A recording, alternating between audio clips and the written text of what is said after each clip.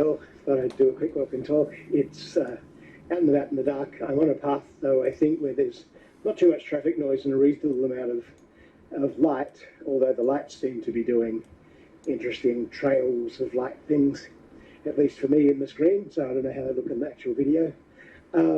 I just thought I'd have a little chat to you about what I've been listening to lately in terms of both music and podcasts. So I think most of my podcasts tended to be science or comedy science. I think I might have mentioned that before.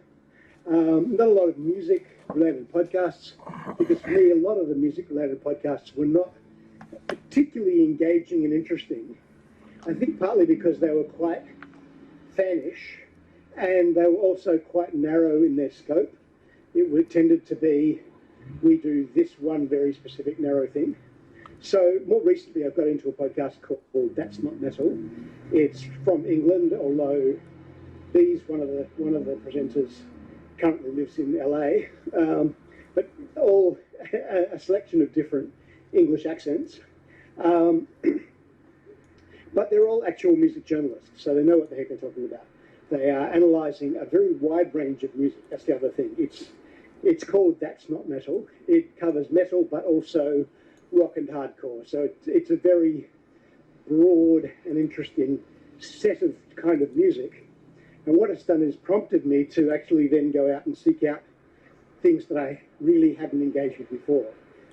So you might have been seeing, I've been posting albums that I had never heard before, but that were very popular in particular places. And I've been listening to whole albums of things that are quite unfamiliar to me. And I've already done a walk and talk in which I mentioned the Creeper album, and it just keeps growing and growing on me.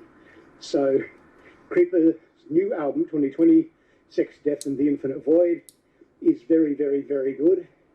I went back to some metalcore, which I kind of missed because I was kind of mainly a big mainstream rock guy, a little bit of metal in the sort of Metallica and Iron Maiden thing, maybe something like Accept, some other thrash and so on, some Anthrax, but I wasn't really an extreme metal guy, and the metalcore thing just seemed a fair way from my interests when it was coming out. So over the last 10, 15 years or so on, more actually the last 10 or 15 is probably about right. So I kind of missed metalcore pretty much entirely. So I'm going back into that. So Bring Me the Horizon's 2013 album Sempiternal. I listened to that the other day and really, really enjoyed it. Thought it was great. Listened to My Chemical Romance, The Black Parade, which is kind of, I guess, more pop punk with gothy bits and pieces, but it's a concept album about cancer. So it's got a whole bunch of really interesting ideas. And I am kind of a lyrics guy. I was talking to my mate Stephen Barry the other day about music, and one of the things, I need interesting ideas. I need, things that I can stand behind. So not something that's really dumb and pointless, or something that's really violent or macho or misogynist, or all of that kind of stuff. I need something that keeps me engaged in terms of lyrics, and I need music that has some dynamics and some change. So some melody and some dissonance, some soft and some loud, some heavy and some melodic, etc. That's really what keeps me interested. So there's a very wide range of things. So I went back into, I think Creeper got me into the kind of pop punk but with gothy elements like AFI. So I went back and checked out a lot of AFI over a number of years, and just a whole range of different things. It got me into some stuff that was more extreme than my usual stuff as well. So the Imperial Triumphant album, which I may have already also mentioned, which was released this year, is amazing. It's three New Yorkers who are astonishing jazz musicians who make just death metal that is full of jazz and weirdness, and it's amazingly good. But it is a challenging listen, and it's probably for even fewer people than a lot of the usual stuff I'm into. But I think, that thing of having an expert, to go educational theory for a minute, Elliot Eisner, who is an educational theorist, talks about connoisseurs. I think I may have even talked about that in a walk and talk before in a different context. But he says, you know, a connoisseur isn't just somebody who enjoys good food, wine, whiskey, etc. A connoisseur is someone who knows why they enjoy it and knows a lot about it.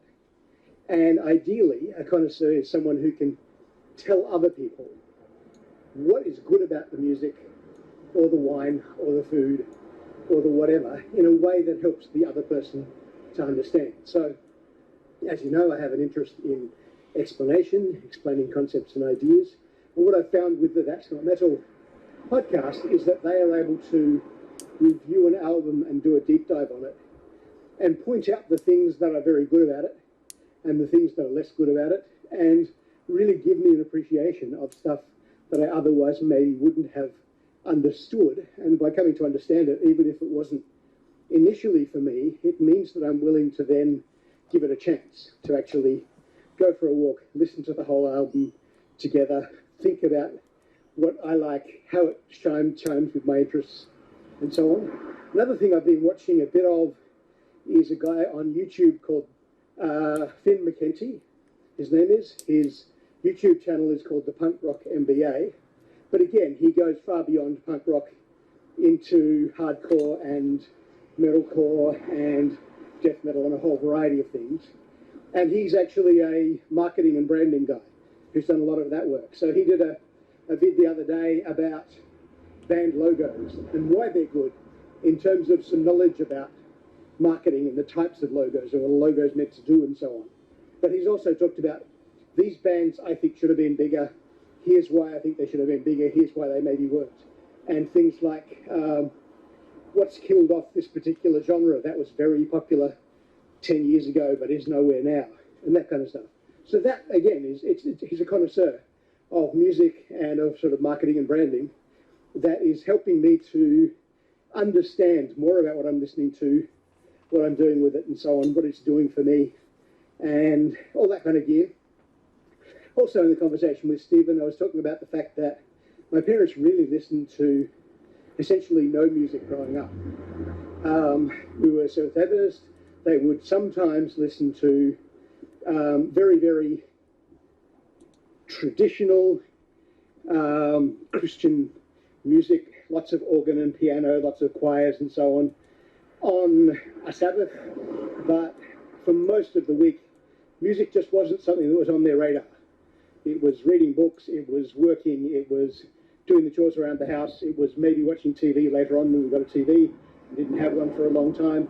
But music wasn't even really on their radar. So it wasn't a matter that my musical tastes kind of challenged or rebelled against theirs or something. It was that they just didn't do music much at all. So my kind of interests and tastes grew and developed over time. But, you know, you do then find things that people who like the thing you like also like. So, and certainly the net is good at that. But it can be too good at that and funnel you into a channel. So for a little while recently I've been getting into sort of technical death metal, and there's a lot of good music coming out in that area. Cytotoxin has an amazing new album called Nuclear Earth. They're a German tech death band that is kind of themed around Chernobyl and nuclear waste and environmental themes. So again, interesting lyrics. And the excuse me, sorry, lost my train of thought for a minute there. That sort of tech death thing I've been really interested in and enjoying and so on, but I ended up getting into a little bit of a wormhole, getting into a position where I was listening to kind of only that kind of thing and not broadening out. So again, That's Not Metal Pod has helped me broaden the interests out and find some new things that I really, really enjoy, and, you know, a bit more melody, a bit less heaviness. Some of it is really helpful for listening in the car with Susie, where she doesn't like the really heavy stuff. And in that kind of vein, two things are Merker, who is a Danish, sorry. Scandinavian, what the heck? No, she's Danish. Kind of black metal female singer who's done a bunch of really interesting things using female choirs with black metal. but most recently she's produced an album just of folk songs, some in Danish, some in English. That is very good. It's called Folkesang, which that's my best attempt at a Danish pronunciation of what effectively an album is called, folk songs. And that's well worth checking out. It's very mellow. It reminds me of Clannad and things like that, kind of very sort of folky and cool. And the other one is a band called Dool, D-O-O-L, from Holland, Dutch band. They have a newish album called Summerland, and that is kind of really cool as well. It's, I think the pod talked about it as being occult metal. I think that's kind of a weird name for it, but it is kind of fairly traditional metal. Luca has just popped up in the chat for this vid to talk about Inferi, if that's the correct pronunciation. They are a great tech death band. They have a number of really cool albums, including some big instrumental pieces, and they're one of those really cool techie bands. So yes, Inferi definitely is a band I listen to a little of, need to listen to more of, and would recommend for people if they're into that particular genre. So I'll probably wrap up. I'm starting to get puffed by walking and talking, but hopefully it encourages you, if you are a music person, to think about, are you a lyrics person or a not lyrics person? Because it seems as though people tend to divide on those lines. Some people really don't care about the lyrics. It's just meaningless to them. It's just another instrument among the instruments. For me, I find the lyrics important, but I don't believe everybody needs to be like me. But also to think about, how can you expand your interests beyond what you currently know you like? Are there things that you could be listening to that you really enjoy that would broaden your life experience, make you think in new ways?